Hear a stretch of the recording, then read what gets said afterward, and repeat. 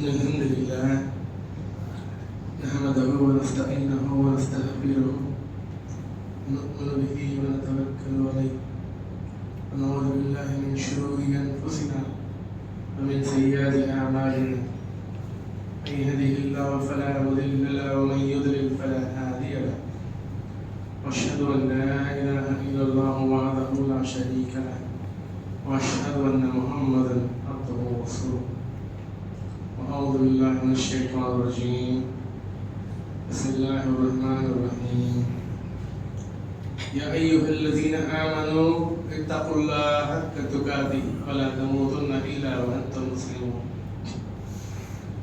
يا أيها الناس اتقوا ربكم الذي خلقكم من نفس واحدة وخلق منها زوجها وبث منهما رجالا كثيرا ونساء واتقوا الله الذي تساءلون به والأرحام إن الله كان عليكم رقيبا يا أيها الذين آمنوا اتقوا الله قولوا قولا سديدا يصلح لكم أعمالكم ويغفر لكم ذنوبكم ومن يطع الله ورسوله فقد فاز فوزا عظيما أما بعد فإن أصدق الحديث كتاب الله وخير الهدي هدي محمد صلى الله عليه وسلم وشر الأمور محدثاتها وكل محدثة بدعة وكل بدعة ضلالة وكل ضلالة في النار.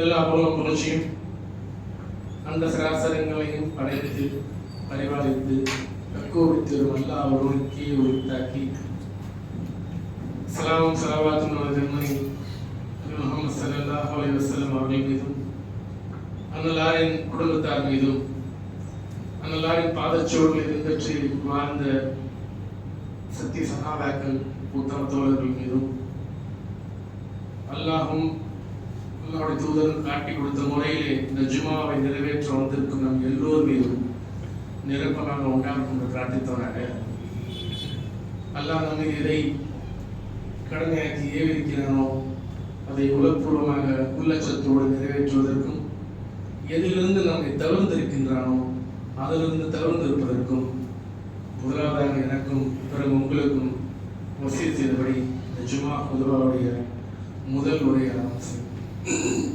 அன்பிற்குத்தானவர்களே, ஜும்மாவுடைய ஒரு ஒழுங்கிலே குறிப்பாக பள்ளிவாசலில் அமரும் பொழுது முடிந்தவரை முன்னே இருக்கக்கூடிய இருக்கைகளை பூர்த்தி செய்து அமர்ந்துவிட்டால் வரக்கூடிய மக்களுக்கு இலகுவாக இருக்கும். மக்களை தாண்டி வருவது சுன்னா இல்லை. எப்பவுமே ஒரு சஃபை முழுமையாக நிறைவேற்றிட்டு உட்காருங்க. இன்ஷா அல்லாஹ் அருள் செய்யும். நம் எல்லோருக்குமே ஒரு கேள்வி உண்டு இல்லையா? என்ன கேள்வி? அல்லாஹ் எதற்காக என்னை மட்டும் இப்படி சோதிக்கிறான்?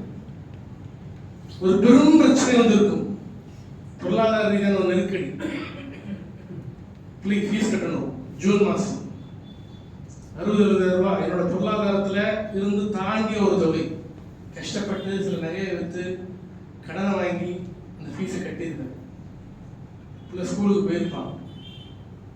அவங்களுக்கு சில நேரங்களில் ஸ்கூலுக்கு போய் 4-5 நாளில் ஒரு விபத்துக்குள்ளே இருக்கும். உடனே மீண்டும் ஒரு 50,000 செலவு. இப்போ தானடா ஒரு பிரச்சனையிலேருந்து வெளியே வரேன், அல்லாஹ் திரும்பவும் ஒரு பிரச்சனையை கொடுத்தாங்க. எவ்வளோதான் அல்லாஹ் சோதிப்பான்? ஏன் அல்லாஹ் எனக்கு மட்டுமே இந்த சோதனை இருக்கான்? திரும்ப திரும்ப அல்லாஹ் என்னை சோதிச்சுட்டே இருக்கான்.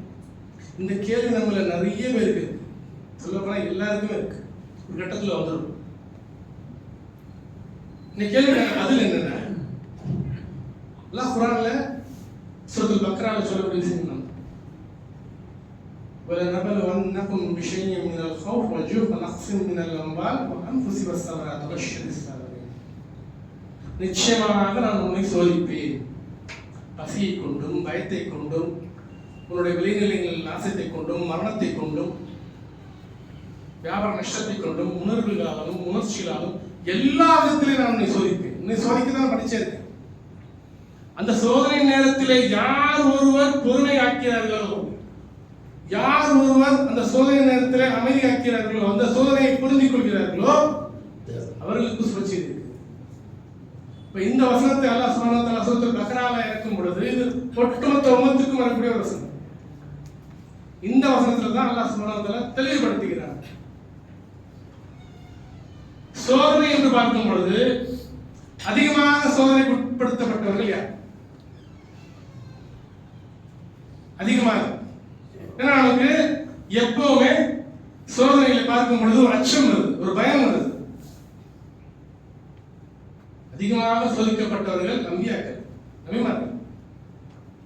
பெரும் உதாரணம் நம்முடைய ரசூல் ஸல்லல்லாஹு அலைஹி வஸல்லம். பிறக்கும் போதே தந்தை இல்லாமல் பிறந்தார்கள்.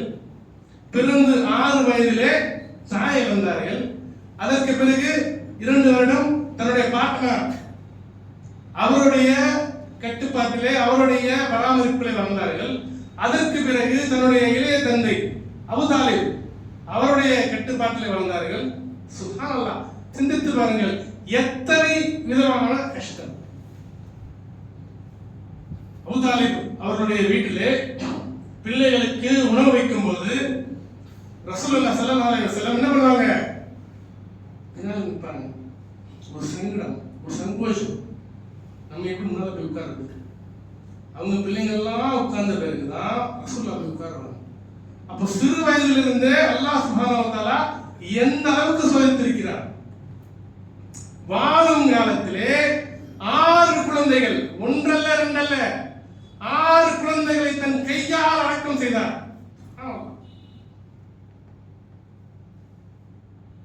ஒரு குழந்தை, சிறிய குழந்தை வஃபாத் ஆயிட்டா என்ன சொல்றோம்? பொறுமை காத்துக்கோங்க, புரிஞ்சுக்கோங்க. அல்லாஹ் சுப்ஹானஹு வ தஆலா இந்த குழந்தை மூலமாக உங்களுக்கு சொர்க்கத்திற்கு வழிகாட்டுவான். இந்த குழந்தை உங்களுடைய சொர்க்கத்திற்கான திறவுகோல். ஒரு குழந்தைக்கு ஏன் அவ்வளவு பெரிய வெகுமதி? அந்த துயரம், அந்த சங்கடம், அந்த சோதனை அவ்வளவு பெருசு. அப்படி இருக்கும்போது வாழும் காலத்திலே 6 குழந்தைகளை இழந்தவர், தன் கைகளால் அடக்கம் செய்தவர். எவ்வளவு பெரிய விஷயம். அந்த சோதனையும் கொடுத்துட்டார். நபுவத் வந்த உடனேயே இஸ்லாத்தை பிரச்சாரம் செய்யும் பொழுது எங்கிருந்த மனிதரை அந்த சமுதாயம் எங்கு கொண்டு வைத்தது? முழுமையான புறக்கணிப்பு. அந்த நேரத்தில் எல்லாம் ரசூலுல்லாஹ்வுக்கு முழுமையாக உறுதியாக இருந்தது யார்? கதீஜா நாயகி.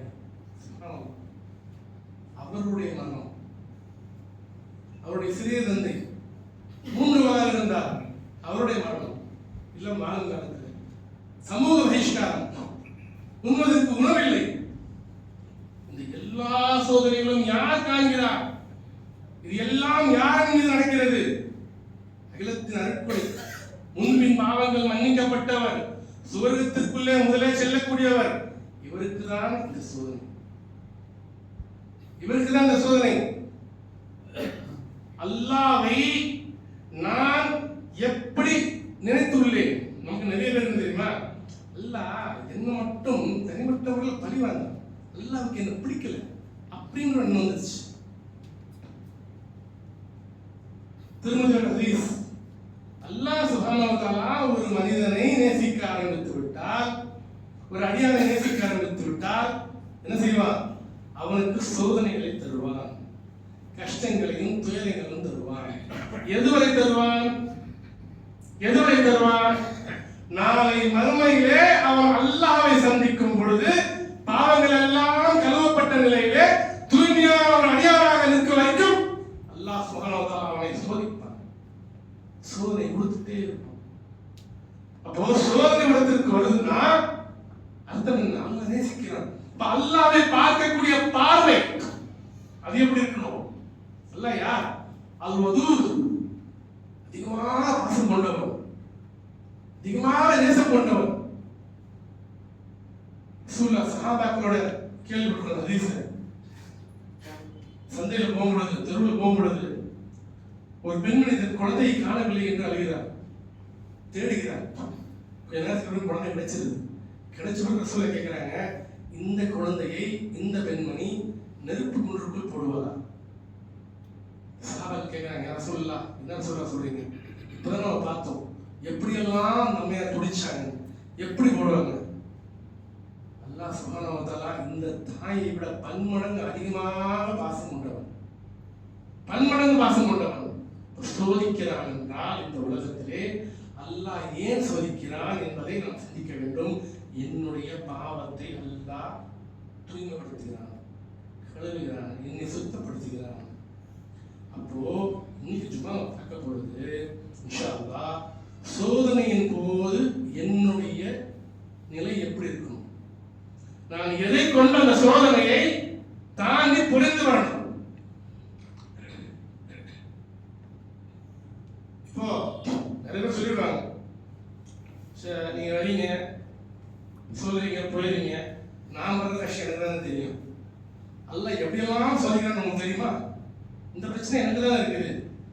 ஒவ்வொருத்தருக்கும் ஒவ்வொரு பிரச்சனை இருக்குது, ஒவ்வொரு மாதிரி இருக்குது. ஏன் இந்த பிரச்சனையை எல்லாம் வச்சு சோதிக்கிறான்றது எனக்கு தெரியாது. நாளை மறுமையில நீங்க எல்லாம் சந்திக்கும் போது இன்ஷா அல்லாஹ் நாம் எல்லோருமே இந்த கேள்வி கேட்கலாம். ஆனால் சோதனை வருவது என்பது நிச்சயம். இந்த சோதனை நேரத்தில் 3 விஷயம் நடக்கும், நல்லா புரிஞ்சுக்கணும். 3 விஷயம் நடக்கும். சிலர் அதிருப்தி கொண்டு அல்லாஹ்வின் மீது சங்கடம் கொள்வார்கள், இது ஒரு சாரா இல்லையா? சிலர் பொறுமை கொண்டு சோதனை பொறுமை கொண்டு அல்லாஹ்வின் மீது நம்பிக்கை கொண்டு காத்திருப்பார்கள். 3வது சாரா இருக்காங்க தெரியுமா?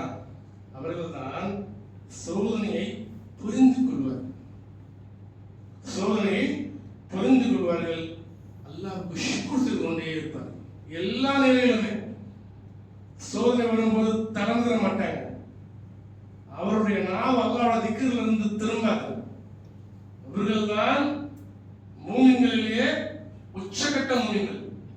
ஹக்கத்துக்கா அல்லாஹ் சொல்றாங்க, மூமினுல் ஹக்கன், மூமினுல் ஹக்கன். இவர்கள் யார்? ஹக்கான மூமின்கள்.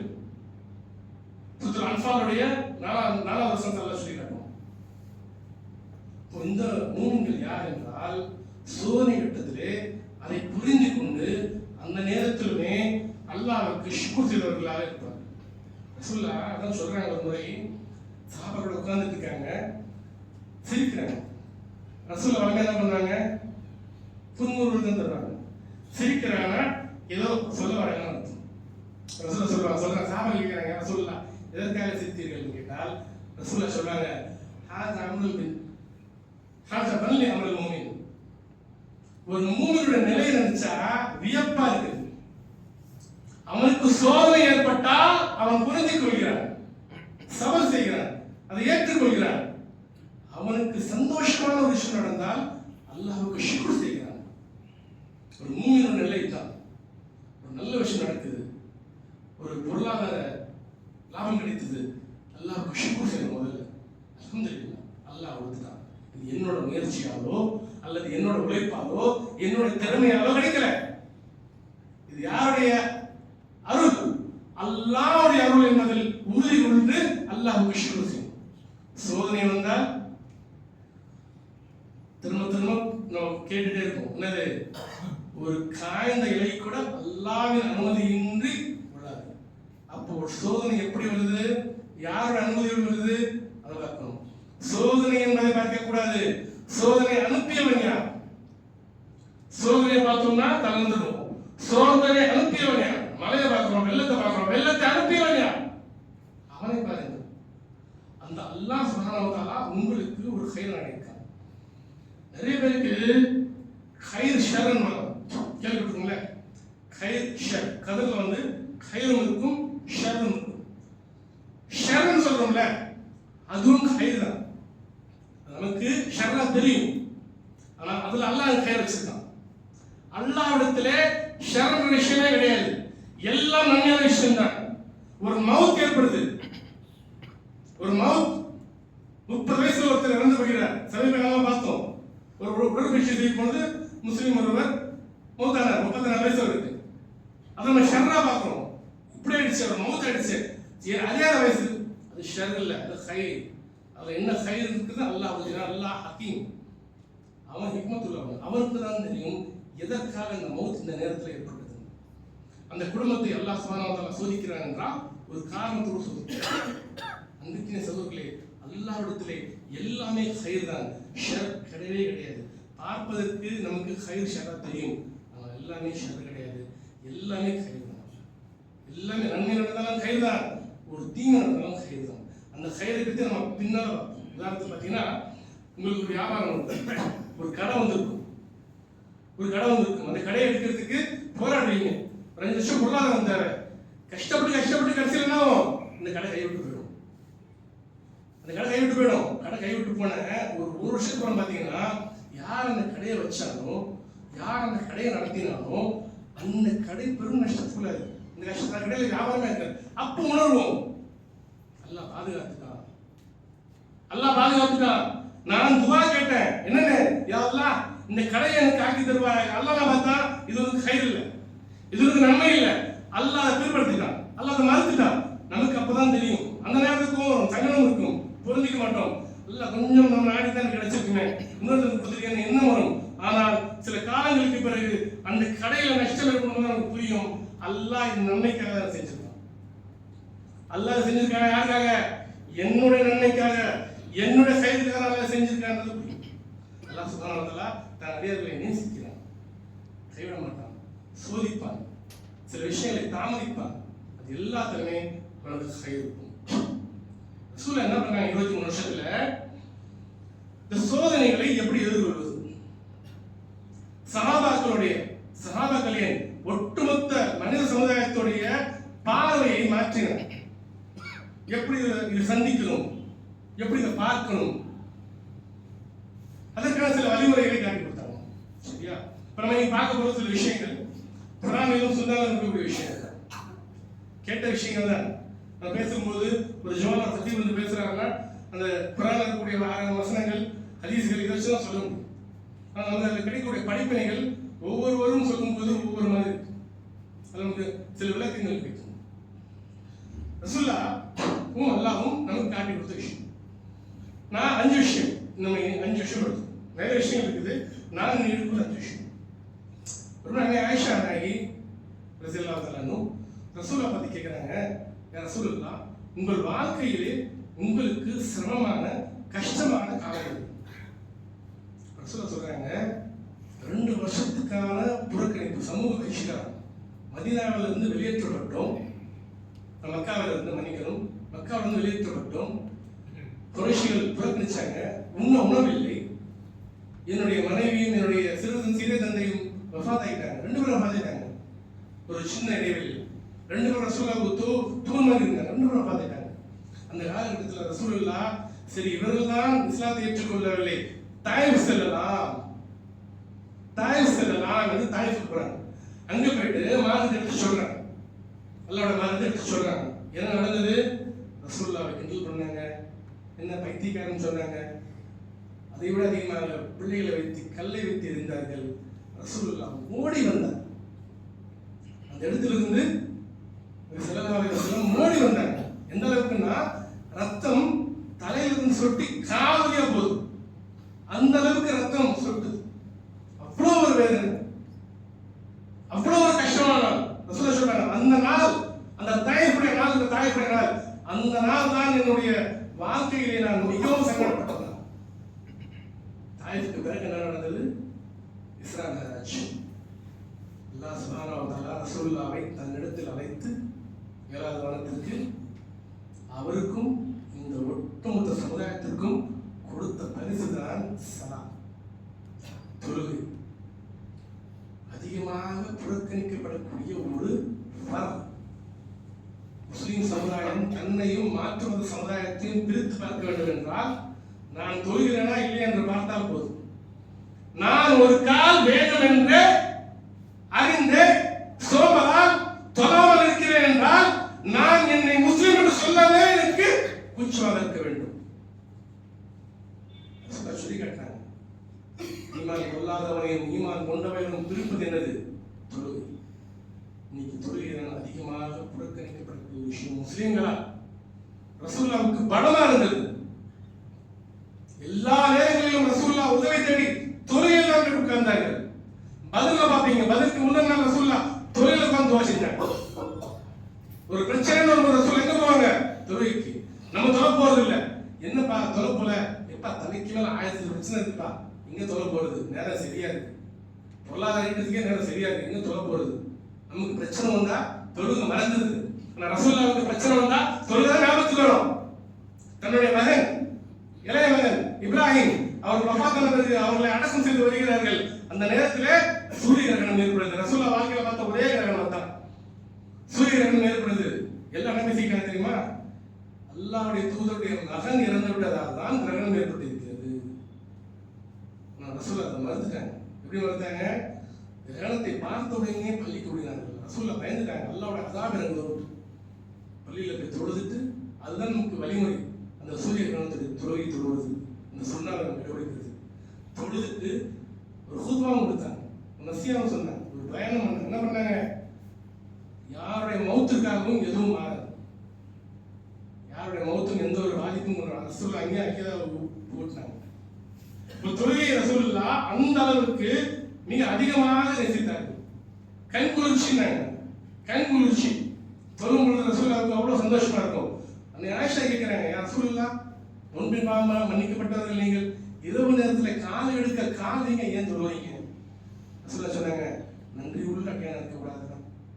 நமக்கு கொடுத்திருக்கக்கூடிய அழுக்குடைகள் ஏராளம் சகோதரர்களே. மனிதனாக பிறக்க வைத்தான் அல்லாஹ். பெரிய ஞாபகம். விராசத்தில் என் தந்தை முஸ்லீம், நானும் முஸ்லீம். இஸ்லாத்தை கொடுத்தான். பெரிய ஞாபகம்.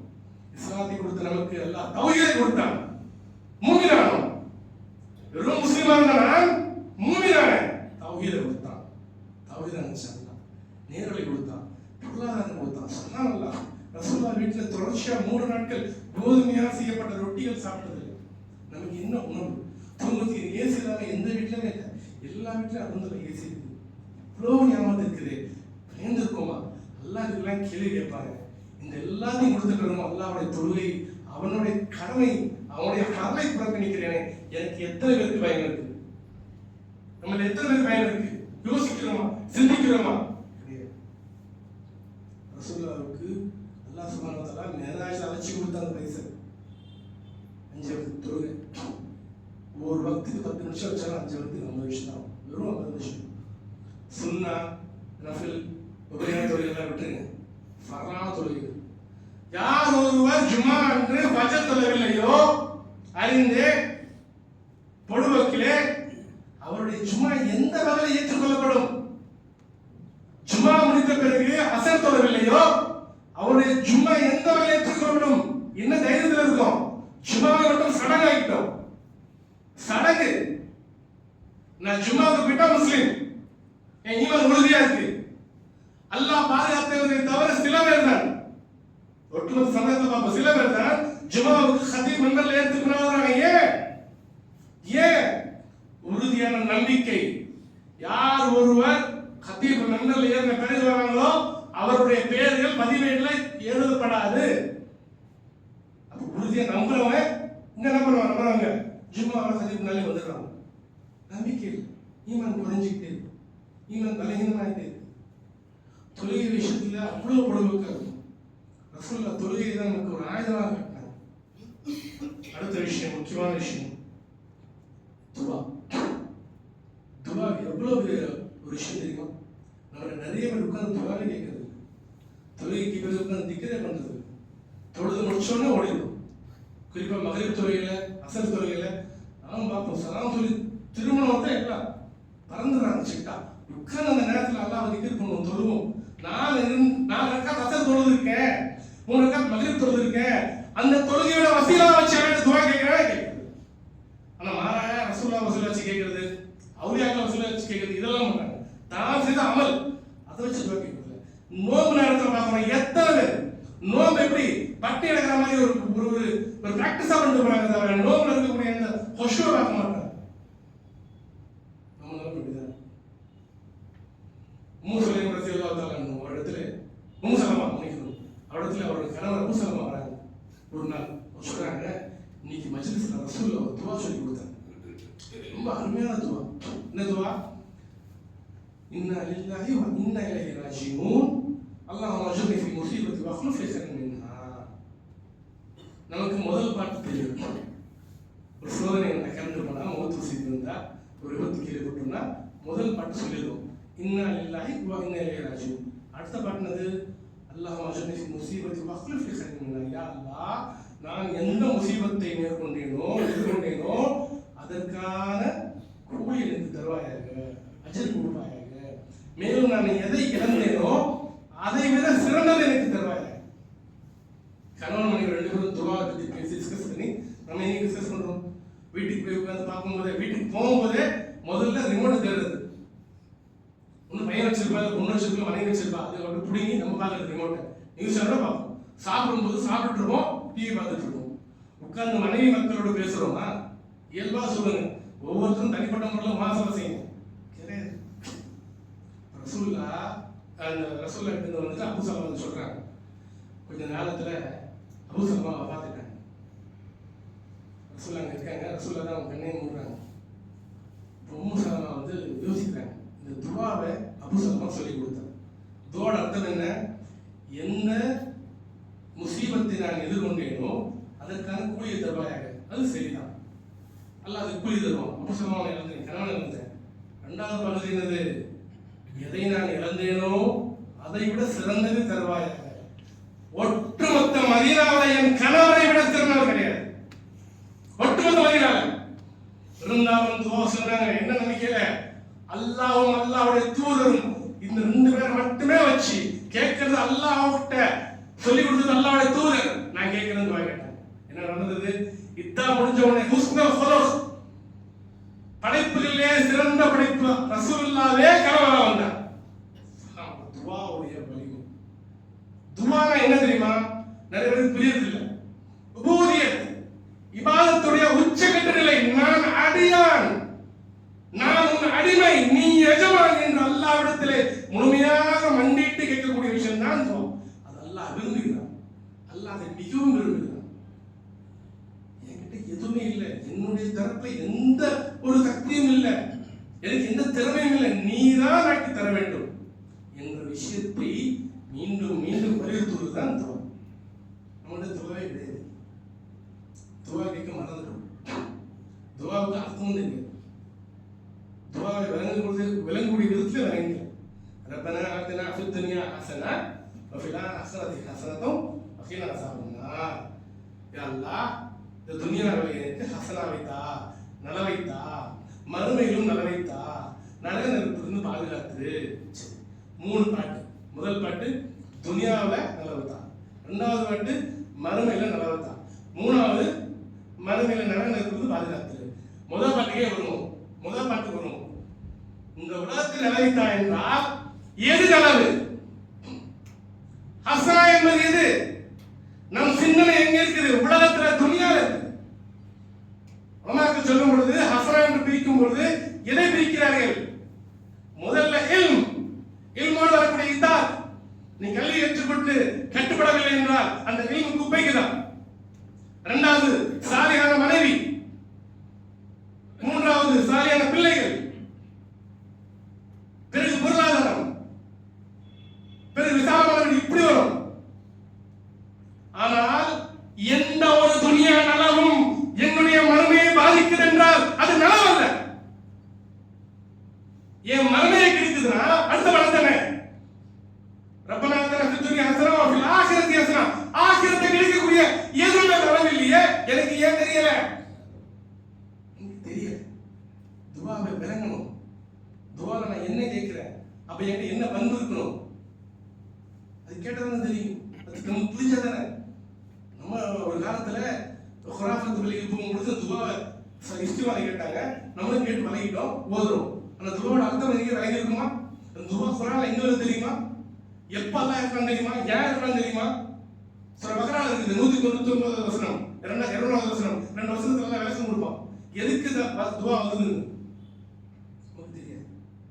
துஆவை விளங்குங்க. 5-6 துஆ பண்ணாலும் போதும். அது விளங்கி புரிஞ்சு கேளுங்க. என்ன துஆ கேட்கணும்னே தெரியல, அது கேட்டுட்டு இருக்கும். துஆ ஒரு முக்கியமான விஷயம். அதே போல் அல்லாஹ்வை நல்ல நேரங்களிலே, சந்தோஷமான நேரங்களில் நீங்கள் நினைவு கூறுங்கள். அல்லாஹ் உங்களுடைய சங்கடமான நேரங்களிலே உங்களை நினைவு கூறுவான். உங்களை நினைவு கூறுவான். சொல்லும் பொழுது மலக்குகள் என்னன்னு எங்கேயோ ஒரு சத்தம் கேட்குது, தூரத்துல சத்தம் கேட்குது. சத்தம் லா இலாஹ இல்லா அன்த சுப்ஹானக இன்னி குன்து மினல் ஸாலிமீன். ஆனா எங்கன்னு தெரியல. ரசூல் அல்லாஹ் சொல்றான், யா ஆம், என்னுடைய ரசூல், என்னுடைய நபி யாரு? யூனுஸ் அலைஹிஸ்ஸலாம். ஆழ்கடல்ல மீன் வயிற்றுக்குள்ள அவர் இருக்கார். அங்கிருந்து கிட்ட துவாரு. அவருடைய சங்கடமான நேரம் அல்லாஹ் சுப்ஹானஹு வ தஆலா அவரை மீட்டெடுத்தார். பிறகு அல்லாஹ் சொல்றார், அவருடைய நல்ல நேரங்களிலே, அவருடைய சந்தோஷமான காலங்களிலே அவர் என்னை நினைவு கூர்ந்தார். அவருடைய சங்கடத்திலே, கஷ்டத்திலே அவரை நான் நினைவு கூர்ந்தேன். ஆரம்ப சொல்லுதான் ஒரு நன்மையான விஷயம் நடக்குதா, முதல்ல அல்லாஹ்வுக்கு ஷுக்ர் செய்யணும். அல்லாஹ்வுக்கு ஷுக்ர் செய்யணும். முதல்ல பொருளாதாரம் வந்தது சந்தோஷப்படணும். என்ன நினைப்பு மனசுல, நான் உழைத்தேன், என் திறமையை பயன்படுத்தினேன், என் அறிவுக்கு எடுத்த பரிசு. கிடையாது கிடையாது. நீங்க என்னதான் குட்டிகள் நினைச்சாலும் அல்லாஹ் நாடாம அந்த பொருளாதாரம் வராது, அல்லாஹ் நாடாம அந்த வீடு வராது, அல்லாஹ் நாடாம தொழில் வராது. அப்ப நீங்க உங்க நல்ல நேரங்களில் அல்லாஹ் நினைத்தால் நிச்சயமா அல்லாஹ் சுப்ஹானஹு வ தஆலா உங்களை சங்கடமான நேரத்தில் அல்லாஹ் பாதுகாப்பான். நாலாவது சதகா. சதகா பற்றி சொல்ல வேண்டியதில்லை. சதகா உங்களுடைய பிரச்சனைகளை தீர்க்கும், உங்களுடைய பாவங்களை தீர்க்கும், எல்லா விஷயங்களும் சதகா உங்களுக்கு உதவிடும். ஐந்தாவது நாங்கள் இறுதியாக நான் பார்க்கக்கூடிய விஷயம், ரசூலுல்லாஹ் நான் முதல்ல சொன்ன விஷயம் தான், எப்படி சஹாபாக்களை பண்படுத்தினார். எப்படியாப்பட்ட சஹாபாக்கள்? பலிக்கு பலி, கண்ணுக்கு கண்ணு, என்ன விட்டு விட மாட்டாங்க. நீ ஒரு கண்ணு எடுத்தா நான் 2 கண்ணு விட்டேன். அந்த மாதிரி இந்த சஹாபா ரசூலுல்லாஹ்வுடைய சக்கராத் மரணிக்கக்கூடிய நேரத்தில் ஒரு சஹாபி ரசூலுல்லாஹ் பார்க்குறாங்க. ரசூலுல்லாஹ் பக்கத்தில் உட்கார்றாங்க. ரசூலுல்லாஹ் படுத்துட்டு இருக்காங்க, உட்கார்றாங்க. ஒரு ரசூலுல்லாஹ்வுக்கும் ஆடை போட்டிருக்குது, இவருக்கும் ஆடை அணிஞ்சிருக்கு, 2 பேரும் ஆடை அணிஞ்சிருக்காங்க. ரசூலுல்லாஹ்வுடைய தொடையும் இவருடைய தொடையும் ஒன்றாக சேரும் பொழுது அந்த உஷ்ணத்தை உணர்கிறார். சூடு கொதிக்குது, ஜோதல் கால் நோதில. என்ன சொல்லலாம், இப்படி கொதிக்குது? ஆமா, என்ன சொல்றாங்க? ஆமா, ஒரு சராசரி மனிதனுக்கு வரக்கூடிய காய்ச்சலை விட எனக்கு 10 மடங்கு கிடைக்கும், எனக்கு அதிகமாக இருக்கும், ரெட்டிப்பாக இருக்கும். இதே மாதிரி நம்ம நல்லா பாதுகாக்கணும். நம்மளுடைய ஆளுங்களோ நம்மளுடைய யாராவது படிச்சுட்டா நம்ம இது மாதிரி பார்த்தோம்னா நல்லா அவங்க பாதுகாக்கணும், அல்ல நாம சோதிக்கிறான்னு தெரியல, இப்படி யோசிப்போம்ல. இந்த சஹாபி ரசூலுல்லாஹ் என்ன சொன்னாங்க? ஆமா ரசூலுல்லாஹ், உங்களுக்கு கூலி ரெட்டிப்பில்ல, உங்களுக்கு கூலி ரெட்டிப்பில்ல. எவ்வளவு பெரிய சோதனையோ அவ்வளவு பெரிய கூலி. அதை முதல்ல உணரணும். அல்லாஹ் சோதிக்கிறானா, பெருசா சோதிக்கிறானா, அந்த அளவுக்கு கூலி தருவான், அஜர தருவான். உறுதியான நம்பிக்கை. ரப்பி என்ன பயன்படுத்துறான். ஃபத்தனான்ற வார்த்தை என்பது என்னது? தங்கத்தை எடுத்து உருக்குவாங்க, சூடு பண்ணி உருக்கும் பொழுது அதோட அழுக்கெல்லாம் போய் தூங்கினா தங்கம் வெளியே வரும். அந்த ஒரு ப்ராசஸ் இருக்குல்ல, அந்த ஒரு நிகழ்வு, அதுதான் ஃபத்தனான்னு. அதை வச்சு அந்த வேஸ்ட் வச்சுதான் ஃபத்தனான்ற வார்த்தை. அது மீண்டும் மீண்டும் மீண்டும் எல்லாம் சோதிக்கிறாங்கன்னா உங்களை தூய்மைப்படுத்துறாங்க. ரசூல் அந்த நிலையில சஹாபாக்களுடைய மனநிலையை மாத்தாங்க. இன்ஷா அல்லாஹ் சுப்ஹானஹு வ தஆலா எல்லோருக்குமே அப்படியாப்பட்ட ஒரு மனநிலையை தரணும். சோதனைகள் வரும்போது சோதனைகளை புரிந்திக் கொண்டு, இது அல்லாஹ்வின் புறத்திலிருந்து எனக்கு வந்தது, இதுல எனக்கு ஹைர் மட்டும்தான் இருக்குது, இதுல எனக்கு எந்த தீமையும் கிடையாது, இந்த சோதனையை நான் புரிந்து கொள்ள வேண்டும், அல்லாஹ்வுக்கு இந்த நிலையிலும் நான் ஷுக்ர் செய்ய வேண்டும். வல்லர் ரஹ்மான் எனக்கும் உங்களுக்கும் அப்படியாப்பட்ட தௌஃபீக் தரணும் என்று பிரார்த்தித்தவனாக எனது முதல் உரையை எடுத்துக் கொள்கிறேன். வாஹிதுனா அல்ஹம்துலில்லாஹி ரப்பில் ஆலமீன்.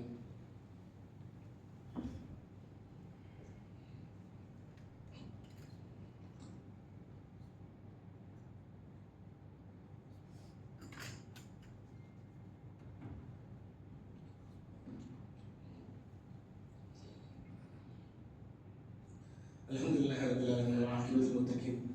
ஸலாத்து வஸ்ஸலாமு அலா ரசூலில்லாஹி வ அலிஹி. மறுமையில் அல்லாஹ் சுப்ஹானஹு வ தஆலா வருவான், ஒரு அடியார் வருவான். அந்த அடியார் எடுத்து அல்லாஹ் வருவான், பிடிச்சி சுரத்துக்குள்ள முக்கிய எடுப்போம். சுரத்துக்குள்ள சும்மா ஒரு நிமிஷம் முக்கிய எடுத்துரும். எழுதி கேட்பா, உலகத்துல நீ என்ன கஷ்டப்பட்ட? அவன் சொல்லுவான், கஷ்டமா? உலகத்துல ஒண்ணும் கிடையாது, ஒண்ணும் கிடையாது. எதுக்கு? இதுக்கு பகரமா ஒண்ணு கிடையாது. ஒரு நிமிடம், ஒரு நொடி இந்த சுரத்துல முக்கிய எடுத்தா அந்த அடியார் உலகத்துல கஷ்டப்பட்டு துன்பங்களுக்கெல்லாம் ஆளான ஒரு ஆள் என்ன சொல்லுவான்? கஷ்டமா துணியாலையா? ஒண்ணும் இல்லை. ஏன்? அந்த சூனம் அப்படியாப்பட்ட விஷயம். சூனத்துல நீங்க கேட்கறதெல்லாம் கிடைக்கும். நீங்கள் விரும்பிய மனைவிகள், ஊர்கள், உணவுகள், மாளிகைகள் எல்லாமே கிடைக்கும். பிரச்சனை எங்க வருதுன்னா, நமக்கு துனியாவை சொர்க்கமாக இருக்கணும்னு ஆசைப்படும். காலை எழுந்த உடனே சாவி தொலைஞ்சுக்க கூடாது, சாவி கிடைக்கும் இல்லையா? பால் தெரிஞ்சுக்க கூடாது, பெண்களுக்கு ஒரு சின்ன அடிபட்டு கூடாது, கை வெட்டிட கூடாது. இது துனியா, இது இப்படிதான் இருக்கும். இதுல பிரச்சனைகள் இருந்துகிட்டே இருக்கும். இதை நீங்க சொர்க்கமா இருக்கணும்னு ஆசைப்பட்டீங்கன்னா நாளைக்கு நமக்கு சொர்க்கம் கிடைக்காது. நல்லா பாதுகாக்கணும். சொர்க்கத்துல தான் அல்லாஹ் சுப்ஹானஹு வ தஆலா எந்த ஒரு கஷ்டமும் இல்லாமல், எந்த ஒரு வேதனையும் இல்லாமல் எல்லா இன்பத்தையும் தான், எல்லா இன்பத்தையும் அல்லாஹ் சுப்ஹானஹு வ தஆலா சொர்க்கத்துல தான். துனியாவில் இல்லை. எல்லா பிரச்சனைகளும் நஷ்டம் ஏற்படும், கடை எரிஞ்சு போகும், வீட்டில் திருட்டு போகும், பொருளாதாரம் அடிப்படும், மனைவியோட விவாதத்தில் நடக்கும், பிள்ளைகள் மூத்தா போவாங்க. எல்லாம் பாதுகாக்கணும். இது எல்லாமே நடக்கும். இதெல்லாம் நடக்க கூடாது. சொர்க்கமா எல்லாம் இதை வாக்களிக்கிறீங்க. இங்க எல்லாம் வாக்களிச்சது சோதிக்கணும். அதுக்காக சோதனை கேட்காதீங்க, இல்லாட்ட சோதனை கேட்காதீங்க. நல்லா பாதுகாக்கணும். அல்லாஹ்கிட்ட ஆஃபியத்து கேளுங்க, அல்லாஹ்கிட்ட லேசாய் தர சொல்லுங்க. அல்லாஹ்கிட்ட சோதனை கேட்காதீங்க, அது வேற. ஆனால் கண்டிப்பாக அல்லாஹ் சுப்ஹானஹு வ தஆலா சோதிப்பதற்காகத்தான் இந்த துனியாவை படைச்சிருக்கான். உங்களை பண்படுத்துவதற்கு, உங்களுடைய பாவங்களை கழுவுவதற்கு அல்லாஹ் சுப்ஹானஹு வ தஆலா படைச்சிருக்கான். ஒரு பெரிய வியாபாரத்தை உருவாக்கி, ஒரு கடையை உருவாக்கி, அந்த கடை நஷ்டமாச்சுன்னா கவலைப்படாதீங்க, கவலையே படாதீங்க. துனியா இந்த துனியாவுக்காக நீங்கள் எதையாவது உருவாக்கினீர்கள் என்றால், ஏதாவது துனியாவை நீங்க கட்டினீங்க, உருவாக்குனீங்கன்னா மண்ணோட மண்ணாயிடும். மண்ணோட மண்ணாயிடும். நான் மௌத்தா போய் அடுத்த நாள் என்னுடைய பொருளாதாரம் பிரிக்கப்படும். எதை நான் சேர்த்து வைத்திருக்கிறேனோ அது என்னுடைய பொருளாதாரம் அல்ல. எதை நான் அல்லாஹ்வுடைய பாதைகளை செலவுபடுத்தி முற்படுத்தி அனுப்பியிருக்கிறேனோ அதுதான் என்னுடைய பொருளாதாரம். யா அய்யுஹல்லதீன ஆமனூ இத்தகுல்லாஹ வ தன்துரு நஃப்ஸுன் மா கத்தமத் லிகத். அல்லாஹ் சொல்றானே, ஈமான் கொண்டவர்களே என்னை பயந்து கொள்ளுங்கள், நாளை மறுமைக்காக நீங்கள் எதை உருப்பிட்டு அனுப்பியிருக்கிறீர்கள் என்று யோசித்து சிந்தித்து பாருங்கள். சொல்லிட்டு திரும்ப அதே வசனம் சொல்றான், ஒத்தகுல்லாஹ், நெஞ்சிக் கொள்ளுங்கள், இன்னல்லாஹ் ஹபீருன் பிமா தஅமலூன். நீ எதை செய்தேன்னு எனக்கு தெரியும், நீ என்ன நினைக்கிறேன்னு எனக்கு தெரியும். உன்னுடைய உள்ளத்தில் இருக்கக்கூடிய அசைவு, உன் தாரையில் இருக்கக்கூடிய அசைவு எல்லாம் எனக்கு தெரியும். நீ நினைச்சிட்டு இருக்க எனக்கு தெரியாதுன்னு எனக்கு எல்லாம் தெரியும். அந்த அளவுக்கு தெளிவா சொல்லும். அந்த சகோதரர்களே, சோதனைகள் வரும்போது சோதனைகளை பொருந்திக் கொள்ளுங்கள். அல்லாஹ் சுப்ஹானஹு வ தஆலா சோதனையை என்னை பண்படுத்த அனுப்பி வைத்திருக்கிறாங்க தெளிவாக. இதுல எனக்கு எந்த ஷர்ரும் கிடையாது, வெறும் ஹைர் மட்டும்தான் என்பதை முழுமையாக புரிந்து உணர்ந்து இன்ஷா அல்லாஹ் நடக்கக்கூடிய நல்ல முன்னிலாக இருக்கக்கூடிய தௌஃபீக் வல்லல் ரஹ்மான் எனக்கு தருவான் காத்துக்கிறாங்க. ஜுமா பத்ராவுடைய இரண்டாம் முறை முடித்துக் கொள்கிறேன். கொல்லிகள் குழுவோர் சப்தத் கொள்கிறாதே பிள்ளைங்களை பற்றக்கூடியவனே, எனது உள்ளத்தில் எப்பொழுதுமே உனது மார்க்கத்தை பார் நினைத்திருக்க செய்வாயாக. ربنا آتنا في الدنيا حسنة وفي الآخرة حسنة وقنا عذاب النار.